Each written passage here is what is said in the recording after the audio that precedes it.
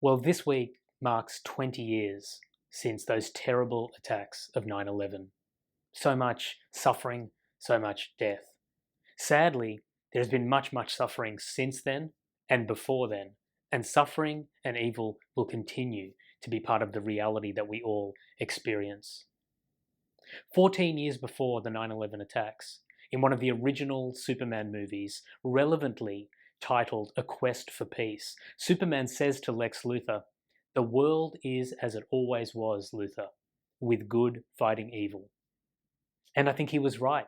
As we look back, not just at 9/11, but at so much suffering and evil and struggle and brokenness that we have experienced, that we have seen, and that we continue to struggle with, it does seem like the world is as it always was, with good fighting evil.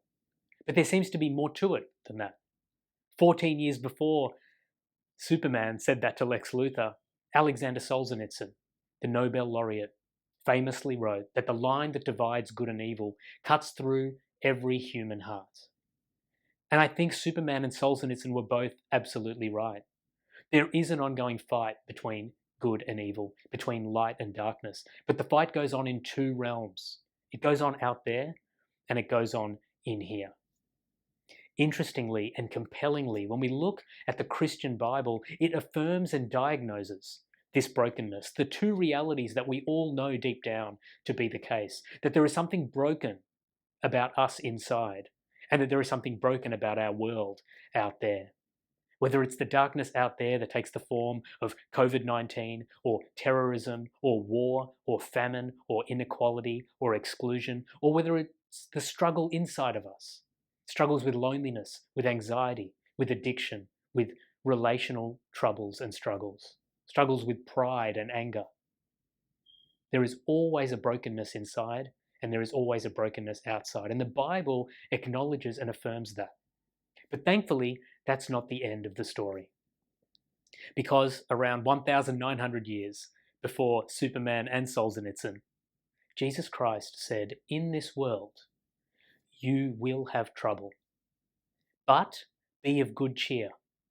I have overcome the world." What does he mean by that? Such an audacious and controversial statement. I have overcome the world. Well, in the midst of suffering and darkness, whether it's suffering in here or suffering out there, whether it's evil in here or evil out there are three things that we are all looking for, every human heart. We are looking for comfort and strength in the suffering to get through it. And we're looking for some kind of a hope beyond the suffering. And Jesus Christ stepped into the world in order to give us all three things. This is a God who didn't stand off in the distance and throw down theories and philosophies about suffering. He didn't ignore suffering. He didn't tell us it was an illusion, or it was all constructed, or it was all our fault.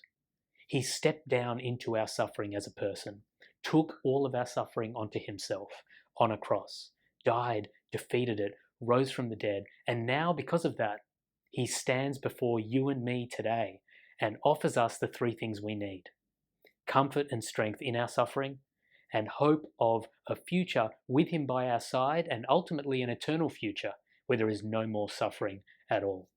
So as we look back on what happened on that terrible day 20 years ago, and all of the suffering and struggle and darkness and evil that we continue to grapple with both in here and out there, let's remember that Jesus Christ reaches out to you and me today to take our hand and offers to walk with us through the suffering.